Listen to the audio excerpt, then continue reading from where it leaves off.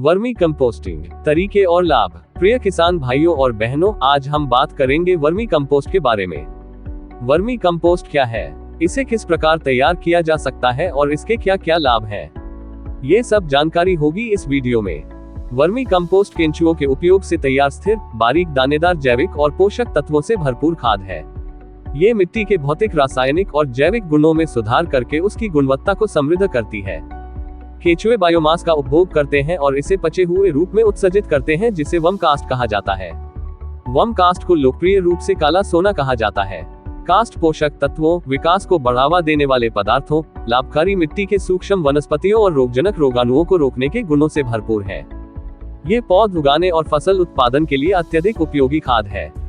Vermi compost जैविक कृषि प्रणाली के एक प्रमुख घटक के रूप में लोकप्रिय हो रही है।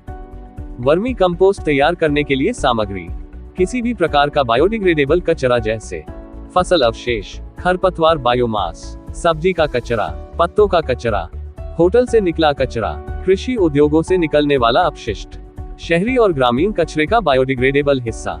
केंचुओं की उपलब्ध प्रजातियां इस प्रकार हैं: आइसेनिया फोएटिडा, लाल केचुआ, यूडुलिस यूजेनिया, नाइट क्रॉलर, पेरियोनिक्स एक्वाविट्स आदि। लाल केचुए को इसकी उच्च गुणन दर के कारण पसंद किया जाता है और यह 45 से 50 दिनों के भीतर कार्बनिक पदार्थ को वर्मी कंपोस्ट में बदल देता है। क्योंकि यह एक सतही फीड है, यह ऊपर से कार्बनिक पदार्थों को वर्मी कंपोस्ट में परिवर्तित करता है। वर्मी कंपोस्टिंग के प्रकार। वर्मी कंपोस्टिंग के प्रकार उत्पादन की मात्रा और कंपोस्टिंग संरचनाओं पर निर्भर करते हैं। व्यक्तिगत आवश्यकता को पूरा करने के लिए छोटे पैमाने पर वर्मी कंपोस्टिंग की जाती है और एक किसान सालाना 5 से 10 टन वर्मी कंपोस्ट का उत्पादन कर सकता है। सालाना 50 से 100 टन से अधिक उत्पादन के साथ बड़ी मात्रा में जैविक कचरे का पुनर्चक्रण करके व्यावसायिक स्तर पर बड़े पैमाने पर वर्मी कंपोस्टिंग की जाती है। वर्मी कंपोस्टिंग की विधियां। वर्मी कंपोस्टिंग विभिन्न तरीकों से की जाती है, उनमें से बेड और गड्ढे वाली विधियां अधिक आम है। बेड विधि: पक्के कच्चे फर्श पर जैविक मिश्रण का बेड 6 बाय 2 बाय 2 फीट आकार बनाकर खाद बनाई जाती है। इस विधि को बनाए रखना और अभ्यास करना आसान है। गड्ढा विधि: 5 बाय 5 बाय 3 फीट आकार के सीमेंट के गड्ढों में खाद बनाई जाती है। इसे छप्पर, घास या किसी अन्य स्थानीय रूप से उपलब्ध सामग्री से ढका जाता है। खराब वातावरण, सतह में जल जमाव और उत्पादन की अधिक लागत के कारण इस विधि को प्राथमिकता नहीं दी जाती है। वर्मी कंपोस्ट तैयार करने की प्रक्रिया। वर्मी कंपोस्टिंग इकाई ठंडी, नम और छायादार जगह पर होनी चाहिए। गाय के गोबर और कटी हुई सूखी पत्तेदार सामग्री को 3:1 के अनुपात में मिलाया जाता है और 15 से 20 दिनों तक आंशिक अपघटन के लिए रखा जाता है। बेड बनाते समय सबसे नीचे कटी हुई सूखी पत्तियों, घास की 15 से 20 सेंटीमीटर की एक परत बनानी चाहिए। 6 बाय 2 बाय 2 फीट आकार के आंशिक रूप से विघटित सामग्री के बेड बनाने चाहिए।